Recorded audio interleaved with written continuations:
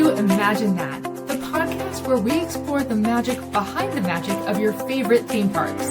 Join us as we pull back the curtain on the creative process, storytelling, and design principles that make Disney parks and beyond so immersive. Whether you're a lifelong fan, a curious creative, or just love spotting the details most people miss, you're in the right place. So get ready to tap into your imagination as we take a deeper dive into the lands, attractions, and stories that bring the parks to life. Let's imagine that together. Hello, everyone, and welcome to another episode of Imagine That. I'm your host, Amanda, and today we're talking about the master of illusions himself, Disney Imagineer Yale Gracey, because it's spooky season, and what better way to kick off October than with Yale Gracey? So, from ghostly projections to dancing spirits, Yale's fingerprints are everywhere in the Haunted Mansion and throughout. So, we are going to be exploring his legacy, groundbreaking use of special effects and practical effects, and all the things in between. But before we get started, we want to acknowledge that this episode contains a discussion of Yale Gracey's untimely and tragic death, which remains an unsolved case. So we will approach it with care and focus primarily on his life and creative contributions, but we wanted to give you a heads up to any of the listeners who may find that topic sensitive. So we'll be sure to let you know when we start getting to that section of the episode so you can fast forward ahead or hit pause, do whatever you need to do. But just wanted to let you know that ahead of time. So before we dive into today's topic of illusions, we'd like to thank our sponsors, Sunken City Design, Getaway Today, and Where in the Park. And of course, big shout out to our lamplighters, our Patreons, who are keeping that conversation going over on our Discord, which, if you haven't joined yet, you totally should. It's free, it's fun, we're all there, and we're talking all things theme parks each and every day with fellow armchair imagineers just like you. So click the link in the show notes and come hang out with us. So if you're ready, then we will dim the lights, set that eerie organ music, and let's say hi to the rest of the crew. Sam, how's it going? Good. That was an amazing intro, Amanda. Amanda inspires me with her intros. I'm ready for Kevin to pick apart my research and put the correct little tidbits in there per We'll see how it usual. goes. I mean, Yale Gracey's kind of famously like one of those Imagineers who doesn't have a lot of information out there about him. He was kind of a quiet guy who didn't really toot his own horn, I guess. So we're gonna see how much we can figure out about him, and hopefully it's a fun time. Even though, like Amanda said, he does have a very untimely death. So the end of his story isn't the happiest, but while he was here, he did some amazing things. So I'm happy to talk about them. Absolutely. So let's dive right into it. Sam, what do we know about the early years of Yale Gracey? Yale Wilbur Gracey was born on September 3rd, 1910 in Shanghai, where his father was serving as a U.S. consul. Kevin, we talked a little bit before we started about how some people get confused that means that he's Chinese American. Yeah, no, I mean his parents are both American. Yeah, his mother was actually Enid Yale, and his father was Terrell Gracey, I believe. So his name's just a combination of their two last names, which is kind of unique. I don't know if that's a common thing in some families or if that's like a sign of money. I'm not really sure. Again, we were talking about this beforehand, where it seems like these were like well-to-do people, where you had American consuls, you had he was a U.S. marshal and a diplomat, and yeah, his mother like she had it where she was actually the daughter of a guy named Charles Gregory Yale, and he was also a U.S. consul for the same area over in Nanking, China, and Hong Kong, while President Theodore Roosevelt was president. And that guy went on, and he actually had his own like San Francisco yacht club. I mean, this guy had money, so it's kind of an interesting storyline happening just with Yale Gracey's own life over here with like his upbringing. So yeah. Very cool. So, yeah, we've talked about his family probably having money. So makes sense that he went to an English boarding school abroad and then later returned to the US to pursue art and design. His educational career is kind of crazy too from the research that we've seen. So I'm going to let Kevin take that one too. Yeah, so looking him up, like it's kind of interesting. Different places say he went to school different colleges and stuff. And I think he may have actually gone to all of them. It's just not clear exactly how the timeline really worked together. What I found in a book, it's Walt Disney's Imagineering Legends by Jeff Curdy. I think I referenced it in the last episode as well. He talks about the Imagineering Legends, which obviously Yale Gracey was a legend. He was inducted in I think 1999. Um, but yeah, so as far as school went, after he graduated from his boarding school, like Sam said, he moved to the US from Shanghai and he went to the San Francisco, art school in San Francisco is all it says. I don't know exactly what school that is. But then he went to the Art Center School of Design in Los Angeles after that before being hired by Disney in 1939. But it seems like he continued his education, according to this book. It didn't give any details on exactly how this timeline worked, which I would love to learn more about. If anyone knows more about this, please share with us. Again, we have that Discord. So he went to Art Institute of Chicago, USC, over here in Southern California, and to that Chenard Art Institute that so many Imagineers from that early time of Disney Imagineering went to. So yeah, so I don't know exactly how he was working at Disney and going to those at the same time, but they just say it very matter of factly in the book. So I will trust that they did the research to prove that he actually did went there, or he did go there. Did go But there.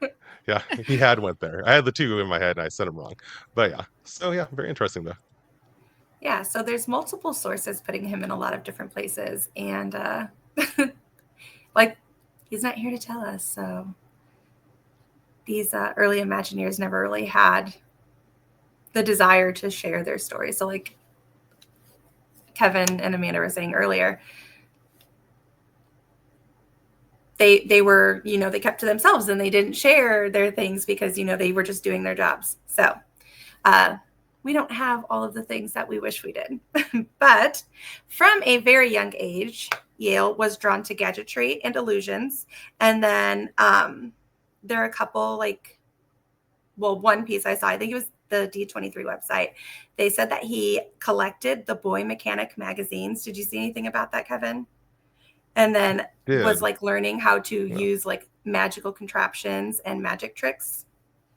He was definitely a fan of magic. And that obviously did carry on through his career at Disney. Mm-hmm. So in 1939, Yale Gracey joined Walt Disney Studios as a layout artist, working on films like Pinocchio and Fantasia and contributing to a lot of the Donald Duck shorts. His office was famously cluttered with models, mock-ups, experiments that he was tinkering with in his spare time. Walt Disney himself once strolled through the offices and discovered one of Yale's mock-ups of falling snow. It impressed him, and then Walt reportedly encouraged Gracey to develop more of those illusion experiments, which is how we got a lot of the effects that we see in the parks. Yeah, what's crazy about that though is if you think about it, like Yale Gracey had no reason to be working on that. Like Mm-hmm. I don't know if it was for an animation project where he's working on a background or something or some I don't know what his research and development that he was doing was for. What I read though was actually Walt Disney was going through the studios on a Saturday, so nobody else was there, and he just peeked into Yale Gracey's workspace and saw that and was like, he didn't get upset. He didn't think, what is this guy wasting time like at my company working on? He was like, yeah, we need this guy. So he immediately reached out and transferred him from animation Mm-hmm. over to just working on things. He wasn't even an Imagineer when he first got transferred Mm-hmm. over. He was just, hey, Yale, you like making things? That's your job now. Just go ahead and try to tinker, make whatever you can. And I don't even know if he was really told like it was for the Disneyland project of the time or if he was Mm-hmm. informed of what they were going to be used for. It was just do things. And I read things from different Imagineers saying like they would just go to like his like workspace and just be like, hey, where can I fit that into the story I'm trying to tell? So it wasn't even Mm-hmm. like he was solving problems that they were bringing to him originally. It was he was just creating things he thought were cool, and then Mm-hmm. they were fitting it into rides and stuff in the future. So it was just a very weird way to get a job, but it worked for him. So Mm-hmm. I appreciate So it. I'm noticing a theme, and I'm sure the listeners, longtime Imagine That listeners, are picking up on the theme too. Two things. One, Chenard, but also Imagineers are tinkerers, Mhm. and just Sure. for the love of tinkering. And not to, like Kevin said, necessarily solve a problem, but just for the fun of exploring, trying new things, working with your hands, being creative. And so I think that is a lesson for all of us, regardless of the profession that we're in, is to do something outside of your wheelhouse that's just for like your profession, that is different from like what it is that you do, so that way you can have that creative outlet and experiment with new things, because you never know where that's going to, it could alter the course of your career as it did with Yale. So it's, and with a bunch of other Imagineers that we've talked about in on this show. So I love hearing that of, he was just tinkering with some stuff in his spare time, and all of a sudden we have what we have today. Because again, Walt knows how to scout out talent and put you in the places where you need to be, even if Mhm. you don't believe you need to be in in that space. So I mean, to the point, like again, he had no special effects training. After all that right. art school, none of it was special effects. It was just how to make art. So the fact that he was pivoting into what he wanted to do rather than what he was kind of taught to do is a very interesting aspect of Yale Gracie, where it's like, how did you, like, what would even possess you to start creating these weird things in a world where no one was asking for it? But yeah, it's again, I don't know. It's pretty crazy.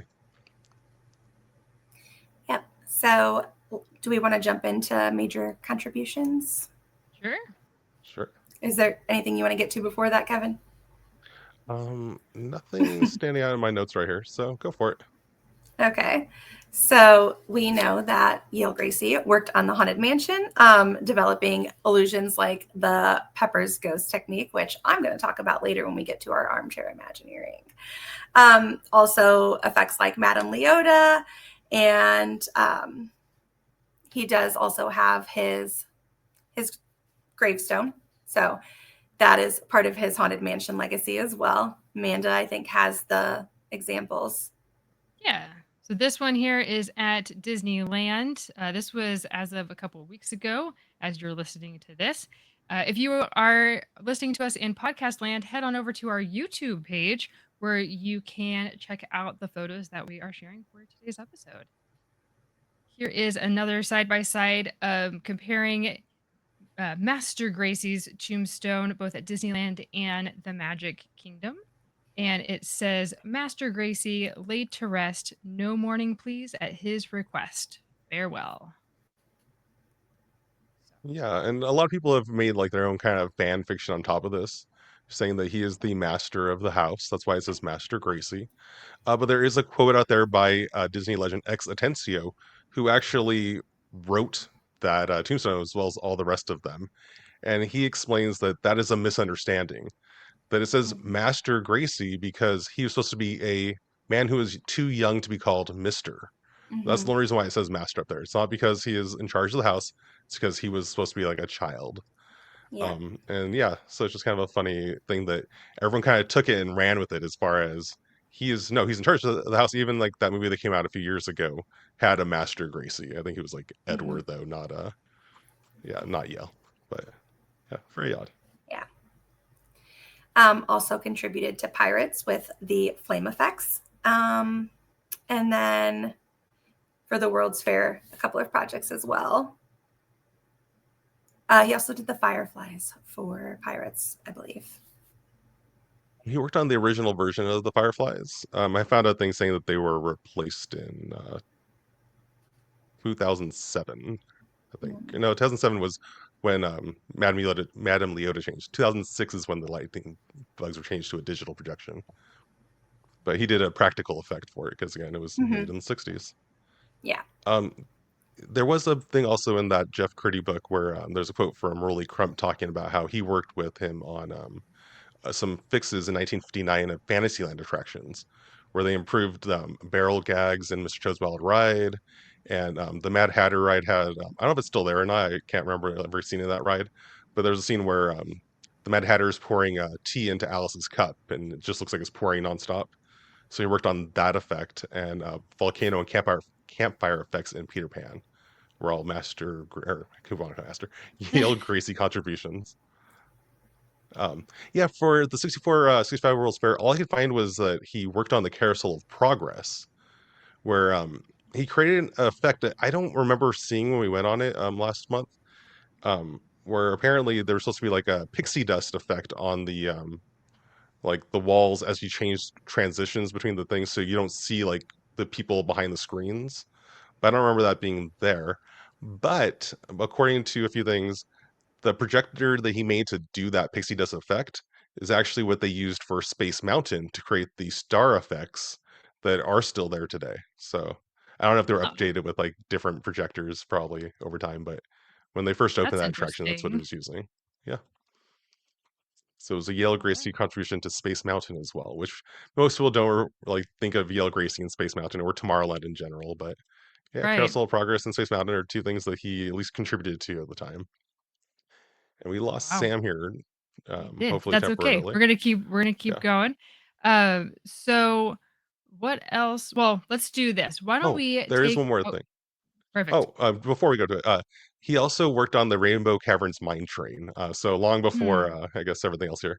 But he worked on that. I think we talked about it when we were talking about Claude Coates, where there was that effect where you had the different color water streaming down. Yeah. That was actually Yale Gracey's idea and his design.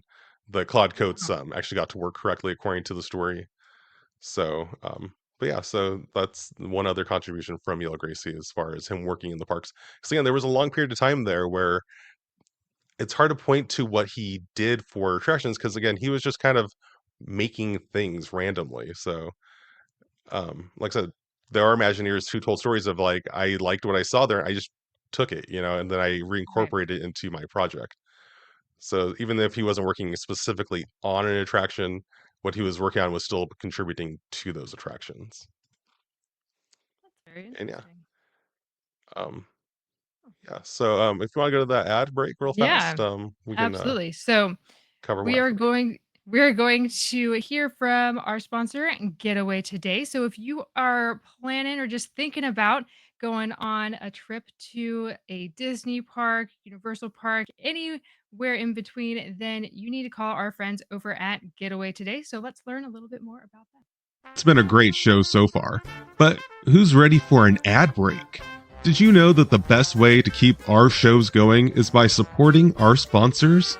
So, let's get to know more about the travel experts at Getaway Today. They've been helping to make vacation dreams come true since 1990. And whether you want to visit the happiest place on earth or to travel to Orlando for a most epic adventure, they are there to help. Are you trying to find out which hotel is your best option or which theme park tickets will work best for your visit? Are you concerned that you might need a last-minute change? No worries. Their travel experts will help you out. Looking to book a cruise but don't know where to start? Hey, they can help with that too. They will find the perfect cruise for your vacation, whether it's your first time or you're a well-seasoned cruiser. When you book your cruise with one of the Getaway Today experts, you will have a dedicated agent to help you every step of the way. They take care of the details so you can have the most fun. Getaway Today offers peace of mind travel, allowing you to cancel or make changes up to 72 hours before your trip. You will always have the most up-to-date vacation information, both pre-arrival and upon welcome. Getaway Today guarantees the best prices, with no hidden fees, and every time you book through Getaway Today, they will donate a portion back to a charitable organization in your area. And so far, over $4.5 million have been donated.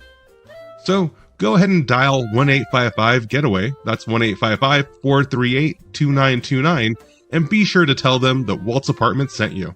Or just click the link in our show notes for more information and the best deals to start your Disney, Universal Studios, or cruise vacation planning. What I'm trying to say is, if you like to travel, check out Getaway Today.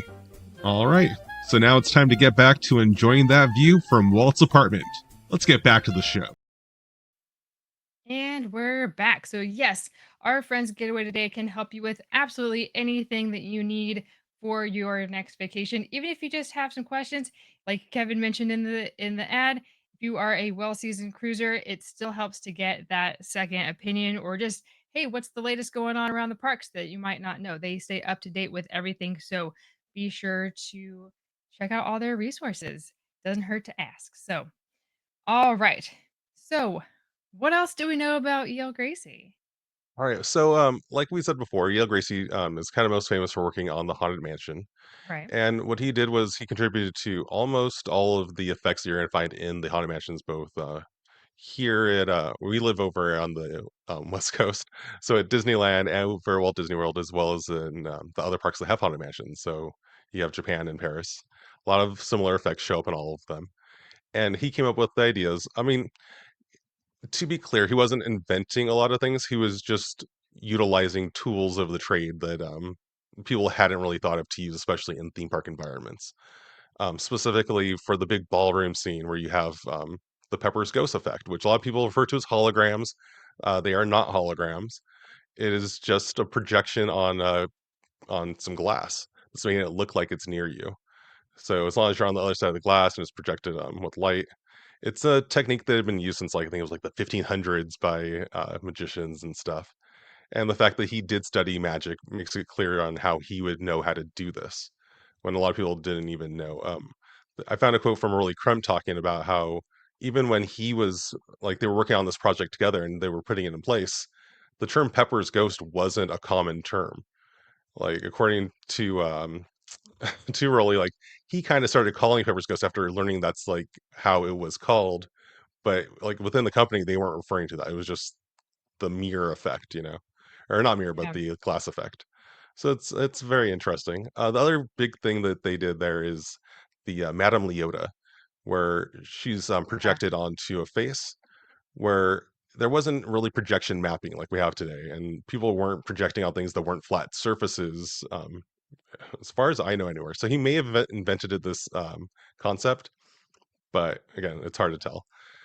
But the original version, I didn't know this until recently, was actually projected from outside of the ball. So today, if Mm. you go to Disneyland or any of the Disney Yeah. parks, they redid it in the 90s, I believe, where they because you had smaller projectors at that point in time where you can actually put it inside the head. That's the reason why the Madame Leota head today is able to move around the room, at least over here at Disneyland, Right. where you can't do that with the projector being outside of the crystal ball. But that didn't happen until after Gil Gracie's time. So when he created it, it was a projector from the outside projecting onto the face through the ball. Apparently, you can see some light on the ball, but people were still mesmerized by the fact that there was a head inside of a ball talking to them, which is amazing. But it's the same effect that you're going to see over there in the actual the cemetery scene where you have the singing ghosts, the singing bus. Singing bus. Yeah. Yeah. Uh, so and that's the same exact technique that was on the original Madame Leota, where you have projectors on one side projecting out at them, and then it looks like they are singing because the face is just a static face, but the video is moving. Yeah, so there's a whole story out there about Leota tunes. Apparently, We. Harriet Burns, who I think we've also talked about, was the original person who's going to be Madame Leota, but then like I don't know if it was Yale or not, but the Imagineers working on it decided that she wasn't right for it. They want someone with a more dramatic cheekbone kind of look to her, so they got Leota Toombs to do it. So yeah, We're very gonna very be interesting. we're gonna be talking all about Leota, Leota. I keep saying Loretta is Loretta, Leota tombs you're wearing a in Haunted our. Mansion shirt. Yeah, No, I know. It I was know. just today for whatever reason while we were talking about it. Um, no, we're gonna be talking more about Miss Tombs over in our next episode of Imagine That. So be sure to stay tuned for that. Yes, definitely. Yeah, so we'll be covering that story again, but it's still a good one. So Um, yeah, so I don't know if I have anything else other than that he retired Mhm. in some year. In some year. I swear I had this written Oh, down here. I was planning to talk Well, after Sam talked, but again, Sam is still not back, so we're not sure if no. she's going to be back. Hopefully, we can cover the show for her without her being here. She has notes too. So if not, then the next episode we'll revisit anything we might have missed that she had written down. Well, while you're finding that, I want to know from the listeners, what is one moment in the haunted mansion that either like it just is the effect that sticks with you the most? Like when you think of haunted mansion and you think of one effect, whether that be the bride, whether that be something in the cemetery, whatever that might be, at whatever haunted mansion you visit most frequently, what is the effect that sticks with you the most? So we're going to pose that question in our YouTube as a pinned comment, and we would love for you to go to our YouTube page and comment with your answer. So that question will be right there as a pinned comment, and you can go ahead and respond to that, and we will be in there as well, keeping that conversation going in our YouTube page as well as in the Discord. We have a separate channel just for Imagine That. So we will ask that question also on our Discord because we want to know, because no two answers are going to be the same. There's so many special effects, both practical and the special effects and everything, especially nowadays with all of the enhancements that they've made to the Haunted Mansion. So we're all going to have varying answers. So it's going to be a lot of fun to talk about that. So yeah. What is your special effect, or not special effect, but just effect that sticks with you the most? I missed it. Is it just the Haunted Mansion, or is it across his whole career? No, Haunted Mansion. Haunted Mansion effect. Yeah, no, it's definitely the ballroom. I mean, I remember when I was a kid, I remember first looking it up or reading in a book probably before the internet, where something did say it was a hologram. I'm like, how did you do this? Then years later found out the actual story. But yeah, very interesting. How about you? Yeah. Mine was also for the ballroom, but specifically the organ player. Okay. Yeah. That and the two that are dueling, the Oh portraits yeah, that are up definitely. on It's amazing. the wall high above, and then they turn to each other, and they have a duel. I think that's awesome. That effect is awesome because you have the ghosts, and then you have the light from their pistols, and then you have the sound, and so it's a whole scene in a story in and of itself. So Yeah. those two things, which is great because they're like right next to each other.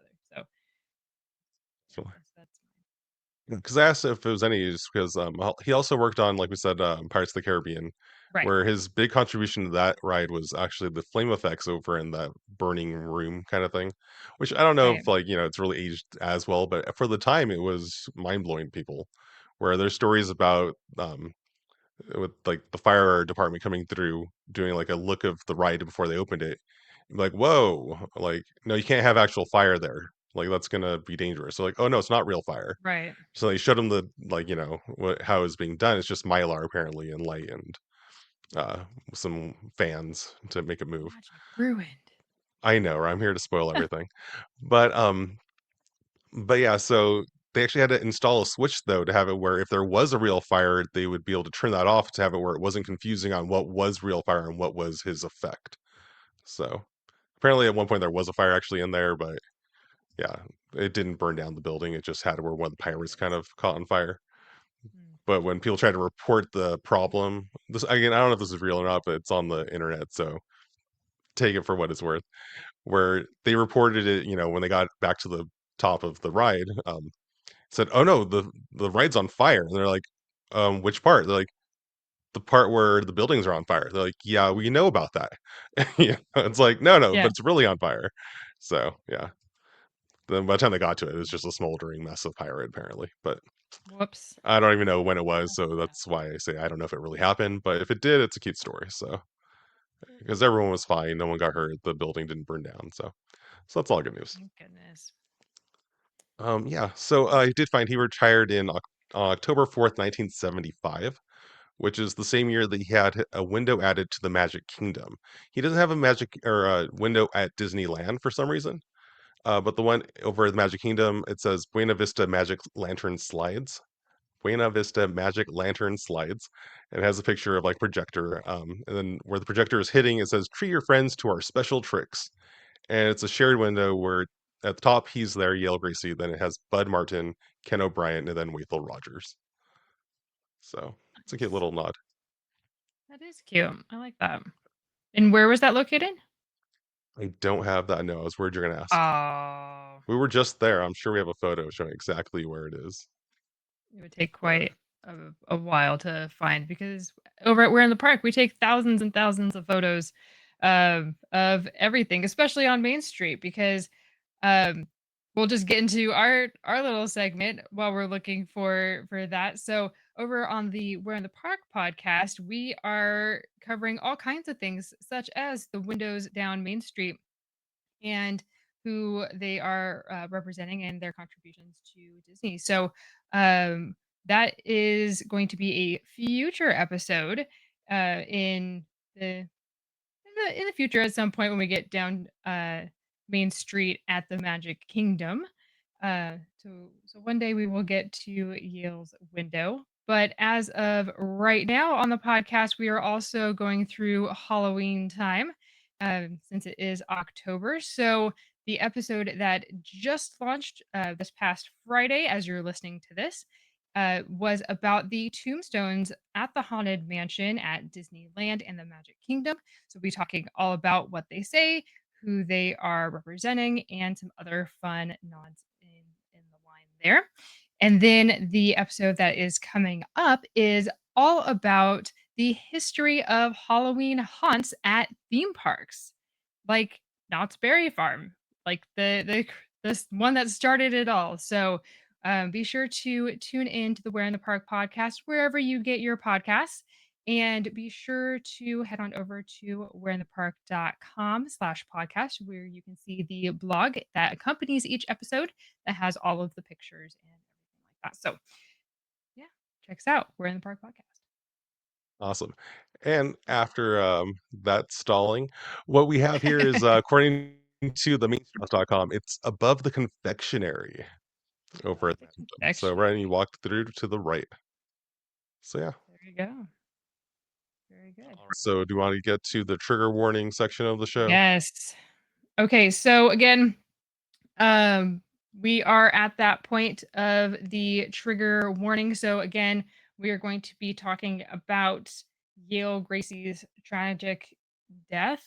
So it again, if you need to pause, if you need to stop now, if you need to fast forward a few minutes, we totally get it. We'll only be touching on it for about a minute, minute and a half. So if you fast forward a few times, about 2 minutes after, right now at go to 35 on your podcast player, and we will be done at that point. All right, and go. All right, we'll see if we can cover this quickly. All right, so in 1983, Yale Gracey and his wife were over at the Bel Air Beach Club, I believe. Let me, Okay. as I break my notepad over here. I said 35. Let's go. I don't know why you said that out loud. I would never I have. thought you had your notes. Okay, go. No, all right. So yeah, so apparently he and his wife would always go to the Bel Air Bay Club on the weekends. But there was one weekend where someone broke into their room and shot both of them. Shot them multiple times, in fact. And Yale Gracey lost his life. His wife was rushed to the hospital, and luckily she survived. Um, but the thing that's crazy is that it is a mystery, and nobody knows to this day who it was. Um, there weren't any witnesses other than his wife, and she only described the person as a man. It was believed that he could have been a transient, a homeless person just wandering around the beach who happened to have a gun and broke into the room. There isn't anything clear saying if like the room was unlocked or how like they made it sound like it kind of faced onto the ocean. So like the door was facing the ocean, so they can just like easily have gone from the beach over to their door. But there was no motive. There's no explanation for why. And yeah, so that's the crazy part of the story. The Yale Gracey's story ends with him dying by a murderer with no reason that we know of. There you go. Yeah, Um, yeah, that is super sad. And you never know with cold cases that they might have some evidence years later, but it's been a long time. If there's no other evidence, then oh, that's super sad. But in happier news, as we transition out of that, that his legacy lives on, and every time we go to one of his attractions at a Disney park, then we his legacy lives on, and we can, give that nod and of appreciation to all of the hard work and dedication that he had for the craft of producing these special effects. I keep saying special, practical effects, and there were still and special effects. okay, good. And making that magic happen for us time and again. And shout out to the Imagineers who are keeping those effects going. It's one of those things that, as technology advances, they can change those effects at any time. And the fact that they have said this is a tried and true method, and Yale's talents and skills and dedication to the craft still lives on, and it's still working just fine. And I think that there's some effects that if they did anything to it, there might be a riot. But there's other things. It just is that purity. I feel that it's the original Imagineers, or the early Imagineers, that still have their fingerprints on the attractions that we can go and experience today. So I think that is really, really cool. Yeah, definitely. I mean, I know I've heard some Imagineer talk about how, like, in the early days, nothing at Disneyland was considered to be precious. Like, Walt didn't think of anything as being so important that you couldn't replace it. Like, and the fact that we now kind of look at it where, no, that's part of my childhood. You can't just remove that. Yeah. But it is one of those things where Walt wanted for it to keep getting improved. And I mentioned already that the fireflies at Pirates of the Caribbean attraction were updated. I don't know if some of them are still practical effects that Yale Gracie designed or not. Um, but also the Madame Leota head that floats around is no longer using the old technique that he pioneered. But a lot of the stuff that we see these days around the parks, not just parks, just around the world nowadays, projection mapping that's happening, it all kind of started with Madame Leota. She was the first one being like, how about if we put just a video on top of something? Would it look like it's really that? And that is what they've been doing with the castle and with It's Small World and all the Yeah. buildings on Main Street, where now during their nighttime shows, you have the projection mapping. Obviously, it's much more advanced now than it was back in his time, where it was really just a projection going directly onto the surface. Whereas now you have it in a computer program where everything's 3D modeled, so it goes exactly where it's supposed to go. But it's still that idea, though. It's like that little spark, it really got them to get to the next step. And yeah, we can thank Yeah. Neil Gracie for at least kind of introducing that concept to the world, Yeah. Absolutely. at least to the theme Uh, park world. Like we Yeah. let me Yeah. qualify that. Yeah. Do we have anything else about him before we go to our armchair Imagineering? Nothing I can see. I think I covered all of the little things I had written down. So yeah, Awesome. All great. right. Well, before we get into our armchair Imagineering segment, we want to give a quick shout out to Sunken City Designs, our good friend Louis Medina, who has made the background here that you have around our little screens here and our logos. He is obviously a friend of the show. You know him, you love him, and you should go check him out over at Sunken City Designs wherever you are on social media, Instagram, Facebook, all the things, because he is working on a super big project next August. Be sure to put it on your calendar. Sacred Art is going to be his month long, I'm going to call it like a residency of sorts, where he's putting together a fantastic art show He's working on some brand new pieces. And if you're over on our Discord, he is teasing some of those pieces that are going to be over at that exhibit. So it is super exciting. Lots of great things coming out of the minds of Luis Medina. So be sure to follow along Sunken City Design. And yeah, come chat with us over on the Sunken City Design page over on our Discord. So, all right. So this part of our episode is the Armchair Imagineering segment. So how this works is we've talked about an Imagineer for the last 40 minutes, and we are going to now use their techniques or whatever they've contributed to the Disney parks and apply it to either an existing attraction over at a Disney park or create something brand new that would be in their style. So there's it's a blue sky session, so there's no bad ideas. We're just throwing things at the wall. We don't work for Disney or anything like that. This is just from our minds and just, we're just having some fun. So um I'll go first. And so we didn't quite touch on it, but before the Haunted Mansion, the concept was of the Museum of the Weird. And It's really crump. Yeah. with Rolly Crump. But that was also like in Yale's time.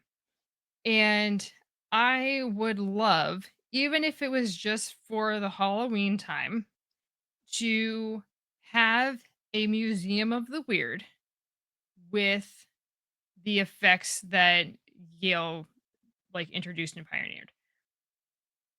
Have it be a full walkthrough experience. No scare actors or anything like that. You can have live actors, but they're not like spooky, they're not jumping at you.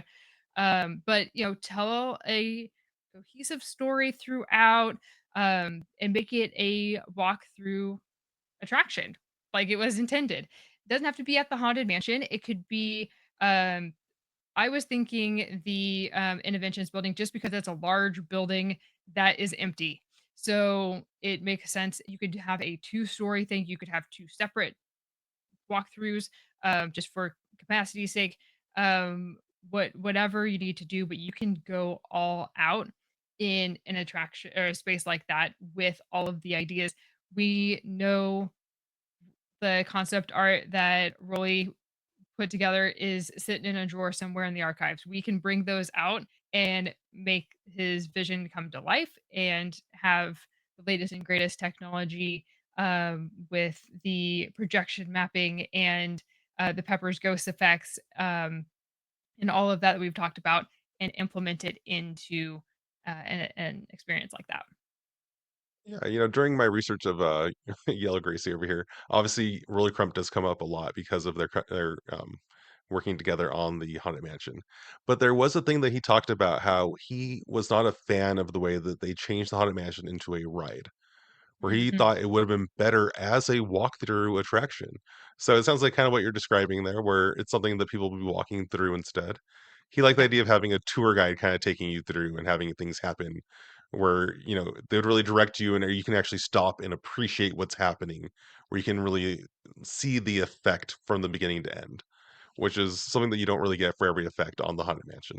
Right. I mean, that just reminded me of uh the uh Poseidon experience over at Islands of Adventure back in the Yeah. day, where a quote unquote tour guide took you from room to room and magic happened while you were in there, and with different effects and all of that, but it was the same um, guide walking you through. There might have been a change here and there, but there was something happening, from room to room. So it sounds like something like that. That would be awesome, to have, a little guided tour kind of a thing where a cast member is walking you through the story and then magic happens in each room. That would really be cool. They actually did create something similar to that over at the Queen Mary in Long Beach. So if There you anyone's go. ever over there, they actually sell tickets for. So I just looked up right now to see if it was still happening. I did it years ago, and it's very interesting where they do take you from room to room, and you have haunted effects happening, and it is just a fun little special effects show. So they definitely channeled their inner Yale Gracies as they were designing it. I believe some former Disney Imagineers or current Disney Imagineers worked on that attraction. So yeah.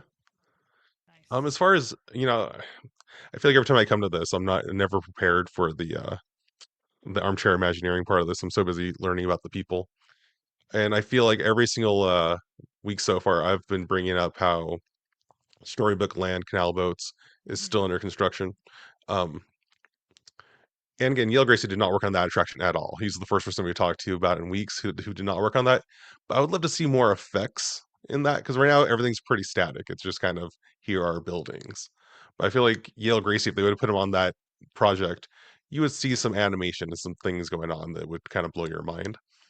And in that vein, I was also thinking of over at California Adventure where you have the Grizzly River Run, where it felt like that is an attraction that always needed to be plussed by something special. I mean, it is beautiful. Don't misunderstand me. I do love the look of the California forests over there. But if you had some visual, like, I don't know, magic happening, something to really like make it feel like you're on a unique and magical experience, I think that would really plus that attraction. So that's my real contribution or my real armchair imagineer there, imagineering there. But I don't know any details of what should go in there. Obviously, I do want bears and country bears specifically. So if you can like combine the magic with those guys singing, I think Yep. we have a real attraction.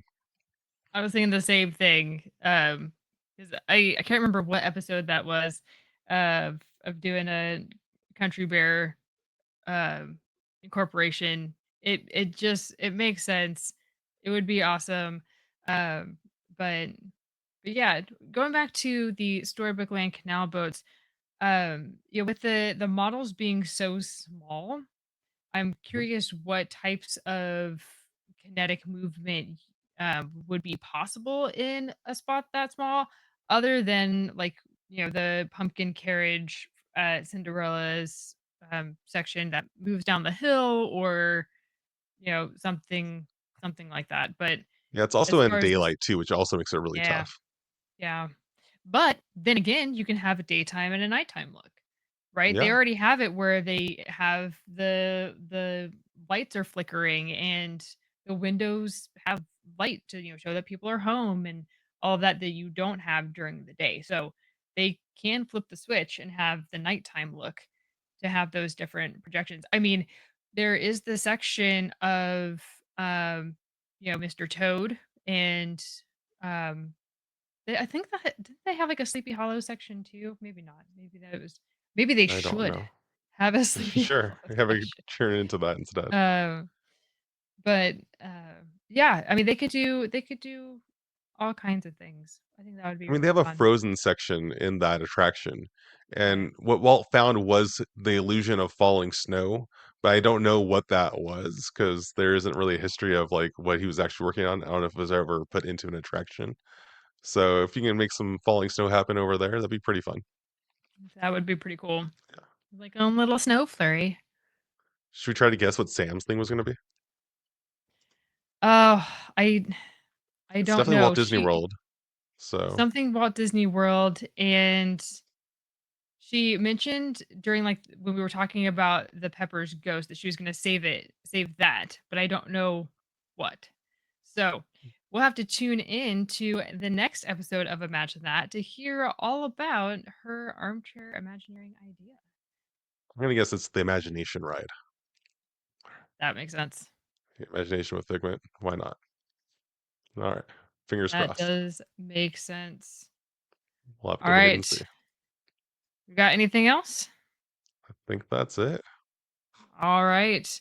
Well, if you have enjoyed this episode, and I hope you have, because we have, then please scroll down on your podcast player and give us a 5-star rating and review. And if you have 30 seconds to spend, then please write that review. It really does tell Apple and Spotify and all the players that we're doing something awesome. And it just takes a moment. Just say, like, love it, or learning so much, or whatever. Just 5 seconds. Thank you so much.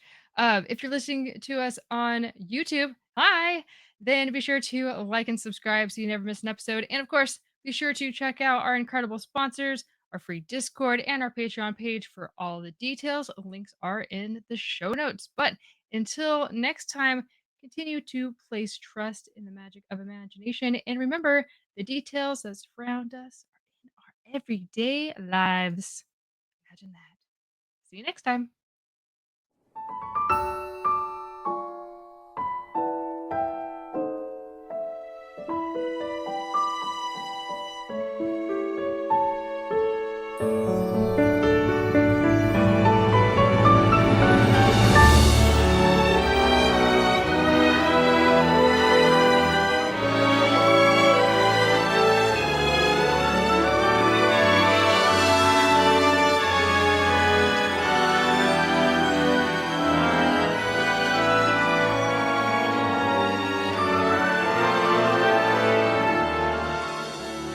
To all who come to this happy place, welcome.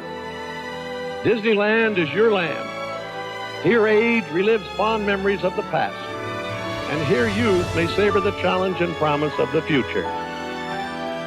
Disneyland is dedicated to the ideals, the dreams, and the hard facts that have created America, with the hope that it will be a source of joy and inspiration to all the world.